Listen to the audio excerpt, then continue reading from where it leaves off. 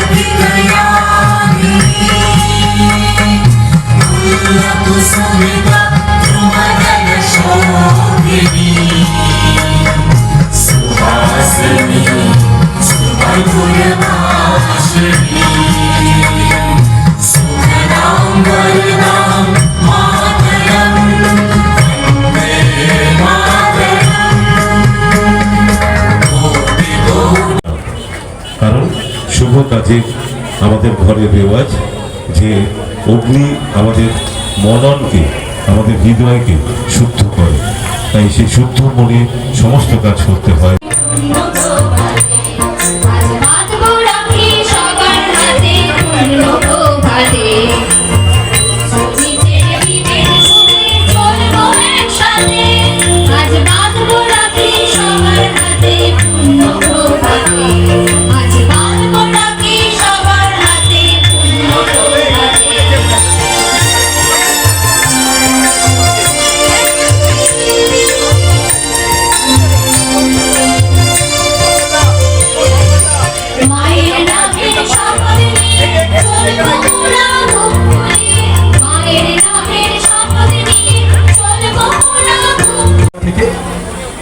মঞ্চে উপস্থিত আমাদের সহকারী আধিকারিক যারা রয়েছেন, ডায়মন্ড হারবার মহকুমার আরক্ষা আধিকারিক রয়েছেন, আমাদের ভ্রাতৃপ্রতিম আপনার ইও সাহেব এবং ডেপুটি ম্যাজিস্ট্রেট সাহেবরা রয়েছেন এখানে, বিশিষ্ট সমাজসেবী কৃষ্ণাবোধ এবং জাতীয়তাবাদ ও একতার পরিচায়ক।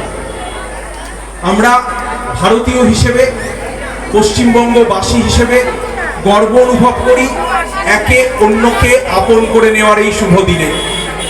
ধর্ম, বর্ণ, জাতি, লিঙ্গ নির্বিশেষে সকলে আমরা যাতে এক থাকতে পারি, এক ভারত মাতার সন্তান হিসেবে দেশকে এগিয়ে নিয়ে যেতে পারি, সেই শপথ আমরা আজকের দিনে নিই। জাতীয় স্তোত্র বন্দে মাতরম এবং জাতীয় সঙ্গীত জনগণ মন দিয়ে যে অনুষ্ঠানের শুভ সূচনা, আশা করি সে অনুষ্ঠান আপনাদের সম্প্রীতি এবং সৌভ্রাতৃত্ব, জাতীয়তাবাদী মনোভাবকে ঊর্ধ্বে তুলে ধরবে। আমার এখানে ডায়মন্ড হারবারের শুধু নাগরিকবৃন্দ সহ প্রেস ও মিডিয়ার যে বন্ধুরা আছেন তাদেরও ধন্যবাদ এবং রাখি বন্ধন দিবসের শুভেচ্ছা জানিয়ে আমি আমার সংক্ষিপ্ত বক্তব্য শেষ করব। সকলে ভালো থাকুন, সুস্থ থাকুন, ধন্যবাদ, নমস্কার।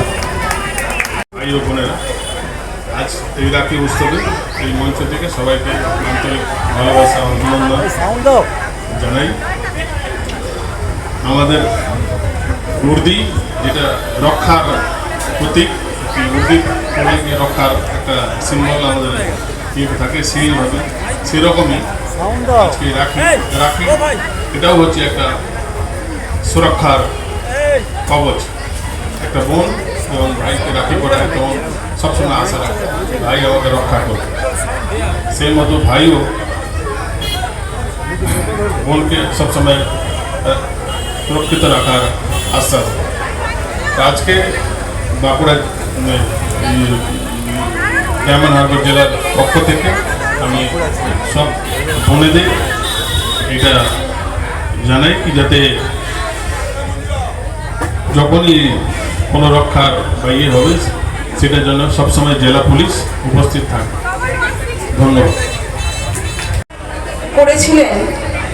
চালু করেছিলেন রবীন্দ্রনাথ ঠাকুর, কিন্তু আমরা অনেকেই জানি না শুধু স্বাধীনতার উপলক্ষে এই রাখি বন্ধন উৎসবটা হয়তো সেই সময় অধিক অন্য মাত্রা নিয়েছিল, কিন্তু এটা কিন্তু পৌরাণিক কালে আমাদের এই রাখি বন্ধন বিষয়টা রয়েছে। আমরা সবাই জানি ত্রেতা যুগে মহারাজ বলি অত্যন্ত দাম্ভিক ছিলেন, কারণ তিনি নিজেকে মনে করতেন তিনি সবচেয়ে বড় দাতা।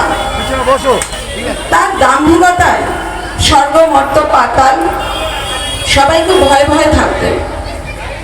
মহারাজ দেবতারা একটা সময় নারায়ণের কাছে গিয়ে বললেন যে আমরা দেবতা, সেই জায়গায় মহারাজ বলি এমনভাবে দম্ভ প্রকাশ করে এবং চলাফেরা করে, সত্যি আমরা ভয়ে ভয়ে থাকি, এখান থেকে আমাদেরকে উদ্ধার করুন। তখন নারায়ণ কি করলেন, বলির কাছে গেলেন ছদ্মবেশে, এবং যেহেতু তিনি বড় দাতা তার কাছে কি বললেন, মহারাজ আমাকে ত্রিপাদ রাখার মতো জায়গা দেন। ত্রিপাদ কি? 3টে পা। তখন বলিরাজ বললেন ঠিক আছে, আপনি একটা পা স্বর্গে রাখুন, একটা পা মর্তে রাখুন। তখন বলিরাজ আর একটা পা বের করে বললেন, নারায়ণ আর একটা পা বের করে বললেন আমার 3য় পা আমি কোথায় রাখবো? তখন বলি কি করলেন, তার মাথাটা পেতে দিলেন, বলছে এখানে রাখুন। সেই সুযোগটাই খুঁজছিলেন নারায়ণ, তিনি তার পাটা সেই বলির মাথায় রাখলেন এবং বলিকে পাতালে ঢুকিয়ে দিলেন। পাতালে ঢুকে যাওয়ার পর বলিকে উনি বললেন যে তুমি এখানে নিশ্চিন্তে তুমি তোমার রাজত্ব করো, তুমি অন্যদিকে আর তাকিও না। তখন বলিরাজ বললেন ঠিক আছে আমি এখানে থাকবো, কিন্তু আমার সঙ্গে আপনাকে ওখানে থাকাতে হবে। নারায়ণ বাধ্য, উনি সেখানে রইলেন, পাতালে রইলেন। এদিকে স্বর্গের লক্ষ্মী দেবী অনেকদিন অপেক্ষা করছেন নারায়ণের জন্য, কোথাও তাকে পাওয়া যাচ্ছে না। তখন নারদকে পাঠালেন ওনার খোঁজ করতে। নারদ মুনি গিয়ে লক্ষ্মী দেবীকে বললেন যে উনি পাতালে রয়েছেন, বলিরাজের সঙ্গে আছেন। তখন লক্ষ্মী দেবী কি করলেন, একটা সাধারণ মহিলার ছদ্মবেশে তিনি বলিরাজের কাছে গেলেন। সেখানে গিয়ে উনি কি করলেন, ভ্রাতৃত্বের বন্ধনে এই রাখি দিয়ে বলিরাজকে ভাই পাতিয়ে নিলেন।